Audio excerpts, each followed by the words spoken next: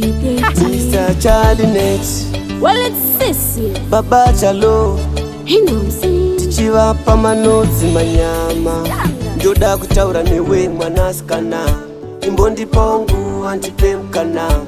Ndikuratidze amai mwana. Rudo, rudo. Ndina sisi zvinondifaira. Ndamuda naiye utodaira. Kumuluka otanga kunyarira. Murudo tafamba mamaera. Ndina chale zvinondifaira. Andiri kukushaiwa. Usiku ndinokurwarira. Ndiwe unonitira. Andidi kukushaya. Anokutora neshamu ini ndomuchaya. Rudo ruripo, devil is a liar. Ndakakupiwa na Mwari na Mesaya. Baby we, wandoda ndiwe. Hakuna mumwe akaita sewe. Usipo, andifilepo. Nekuti ndiwe wani anondipa rudo. Ndina sisi, zvinondifaira. Ndamuda naiye utodaira. Kumuluka otanga kunyarira. Murudo tafamba mamaera. Ndina chale zvinondifaira. Andiri kukushaiwa. Usiku ndinokurwarira. Ndiwe unonitira. Ulostandwa zami. Sondela duze chali wami.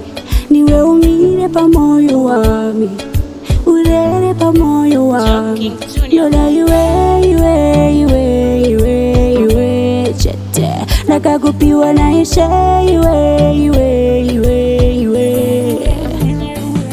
Ndina sisi zvinondifaira. Ndamuda naiye utodaira. Kumuluka otanga kunyarira. Murudo tafamba mamaera. Ndina chale zvinondifaira. Andiri kukushaiwa.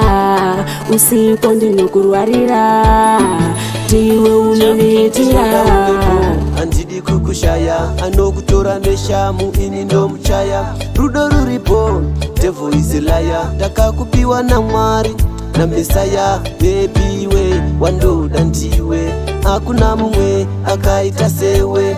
Usipo, andifilepo. Nekuti ndiwe wani anondipa rudo. Ndina sisi zvinondifaira. Ndamuda naiye utodaira. Kumuluka otanga kunyarira. Murudo tafamba mamaera. Ndina chale zvinondifaira. Andiri kukushaiwa. Usiku ndinokurwarira. Ndiwe unonitira. Ulostandwa zami. Sondela duze chali wami. Niwe umire pa moyo wami. Urere pa moyo wami. Ndoda iwe chete. Nakakupiwa na ishe iwe.